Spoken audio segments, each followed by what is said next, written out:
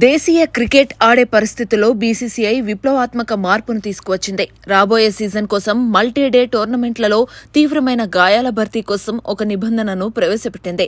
కాగా India, England మధ్య ఇటీవల ముగిసిన 5 మ్యాచ్ల టెస్ట్ సిరీస్ తర్వాత మ్యాచ్ సమయంలో తీవ్రమైన గాయాలను ఎదుర్కొనే ఆటగాళ్లకు ప్రత్యామ్నాయాలను అనుమతించే చట్టం అవసరం గురించి విస్తృతంగా చర్చలు జరిగాయి. కాగా ఆ సిరీస్లోని 4వ టెస్ట్ సిరీస్ సందర్భంగా భారత wicket keeper batsmen Rishabh Pant కాలి బొటనవేలు విరిగిపోవడంతో ఆటలో పాల్గొనలేకపోయాడు. అలాగే 5వ టెస్ట్ సందర్భంగా ఫీల్డింగ్ చేస్తున్నప్పుడు ఇంగ్లాండ్ ఆల్రౌండర్ క్రిస్ వోక్స్ భుజానికి గాయమై మ్యాచ్ కి దూరమయ్యాడు.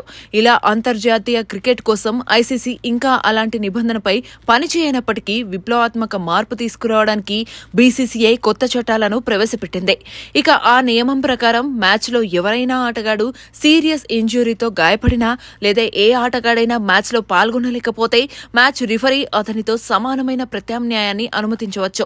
అంటే ఆ మ్యాచ్ సమయంలో ఒక ఆటగాడికి తీవ్రమైన గాయమైతే అప్పుడు ఆ తీవ్రమైన గాయం భర్తీకి అనుమతి ఇవ్వబడుతుంది. అంతేకాదు గాయం బాహ్య దెబ్బ కారణంగా సంభవించి ఉండాలి. అలాగే దాని ఫలితంగా ఫ్రాక్చర్, డీప్ కట్, డిస్లొకేషన్ మొదలైనవి సంభవించి ఉండాలి అని కొత్తగా ఒక రూల్ ని బీసీసీఐ తీసుకొచ్చింది. దీంతో అతడి స్థానంలో మరో ప్లేయర్ ఆడే అవకాశం ఉంటుంది.